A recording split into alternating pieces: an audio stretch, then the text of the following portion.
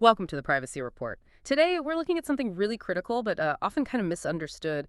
It's about how data privacy can shift, from being just this compliance headache, that checklist you have to tick off, to becoming a real competitive edge and, well, part of the very culture of an organization. That's exactly the tension, isn't it? Our focus today is understanding the, let's say, 6 key elements needed to really grow a company culture where privacy feels, well, intuitive. Because genuine data protection, the kind that lasts, it's a mindset. It has to be baked into every decision. It's not just some task you hand off to IT or the legal folks. Right. And this is crucial stuff for you listening in. Maybe you're leading a company, maybe you're on a team handling sensitive data every day. Or perhaps you're just curious about how trustworthy businesses actually operate in this age of, well, constant surveillance concerns. Before we really dive in, just a quick reminder. You can get deeper insights by subscribing to our email newsletter. Just head over to theprivacyreport.net. Okay, so let's unpack the core problem. We hear it all the time. Oh, we're compliant. But what's the real difference between just being compliant and having an actual privacy culture? Yeah, it's a fascinating distinction. The core idea, compliance is defensive. It's static. It's about avoiding fines, basically. A privacy culture, though, that's proactive, it's dynamic. It's fundamentally about protecting trust. Compliance tells you how to act today. But look, if you lose customer trust after a breach or some scandal, that reputational damage, it's incredibly hard, maybe impossible to fully recover. That's the real catastrophic cost. No fine can capture that. I see that all the time. The efforts are just siloed. Legal writes a policy, IT does an audit, then crickets until the next regulation hits. But policies, well, they're only as strong as the person who cares the least, right? What's the actual strategic danger when things go wrong with that kind of limited approach? The danger is massive exposure. Real resilience, the kind that works, has to come from the culture. It's in those small, everyday choices employees make. Which tools they use for communication. Do they secure that document properly? Is there just a basic respect for data that isn't theirs? This shift from just ticking boxes to setting a genuinely high internal standard, that's how the best companies really stand out today, especially with breaches happening constantly.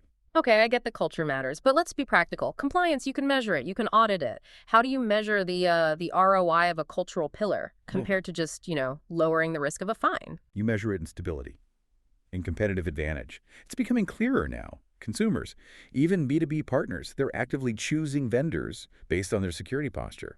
A strong privacy culture, it means faster sales cycles, easier entry into tough markets like Europe with GDPR, and honestly, just less friction internally. So, okay, let's talk about the building blocks, starting right at the top. The first pillar is, it sounds simple, but it's huge.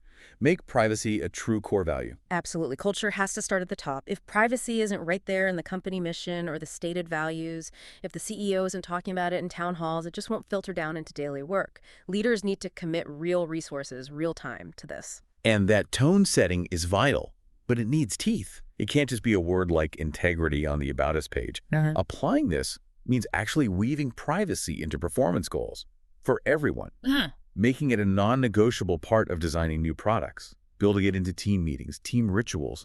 It needs to be a shared value, something that's rewarded, not just the compliance task people dread every year. Which leads us nicely into the second pillar, recognizing that education is never just one and done. Oh, this is so key. Because everyone handles data somehow, every single employee. And we've all been there, right? Those long, boring onboarding slides about acceptable use, your eyes just glaze over. This pillar says we need to move beyond that old, stale approach. Exactly right. The threats change constantly, monthly even. So training has to be ongoing, has to be practical. And it needs to evolve with the threats. Forget the annual slideshow. Think short, sharp workshops, micro trainings on specific actions, like how do you actually handle a tricky data access request, or a quick visual guide on classifying data, spotting the latest phishing scam. And like any good habit, it needs positive reinforcement, doesn't it? If you only punish mistakes, people just hide them. Companies should be, well, celebrating the wins, public kudos for someone who spots a clever phishing attempt or catches a potential leak. Awareness isn't static. It has to keep pace with the tools and the threats changing all the time. Okay, so that lays the groundwork, the philosophy. Leadership's bought in, staff are trained up. The next step seems to be reducing the damage if or maybe when something goes wrong. How do we make caution operational? We do that with pillar number 3, embracing radical data minimalism. The principle is simple. Collect less, store less, share less. Okay, now this is where it gets really interesting because I can almost hear the marketing and analytics teams yelling right now. Their whole job often is built on getting more data for better profiles, higher conversions. So why is collecting less actually simpler, safer, and maybe even more efficient in the long run? It's just basic math, really. The fewer data points you hold, the smaller your technical risk surface. Fewer ways for attackers to get in, less data for them to steal if they do. You spend precisely zero resources protecting data you don't even have. Can't lose what you don't keep, right? So this is really a call to challenge teams, especially marketing analytics, to constantly ask, do we really need this? Not just can we collect it, but what's the absolute minimum data needed for this specific goal right now? And if data doesn't have a clear current purpose, get rid of it securely, promptly.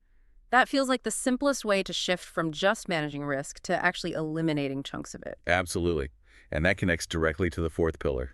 Be transparent inside and out. Transparency is probably the single biggest trust builder there is because it signals you're willing to be held accountable. That raises a good point. What does real operational transparency look like? Because employees need something different than customers, don't they? They do. Internally, transparency means going beyond vague policies. It means actually making data flows visible. Not just for the IT compliance map, but providing clear internal dashboards so any team member can see what sensitive data exists, where is it, who can access it.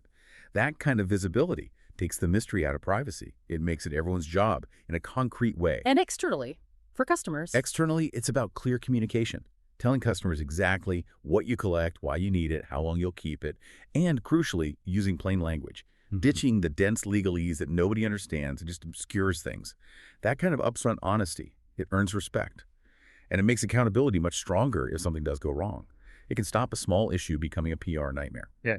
Okay, so we have the values, the training, the operational guidelines like minimalism and transparency. Now we get to the final two pillars. These are about making it stick, integrating it into the daily grind. Right, which brings us to number 5. Make privacy everyone's job. We said it shouldn't live in a silo. So how do different roles actually apply this? Developers writing code, marketers planning campaigns, support staff talking to users. This is all about integration. You might hear the term privacy by design.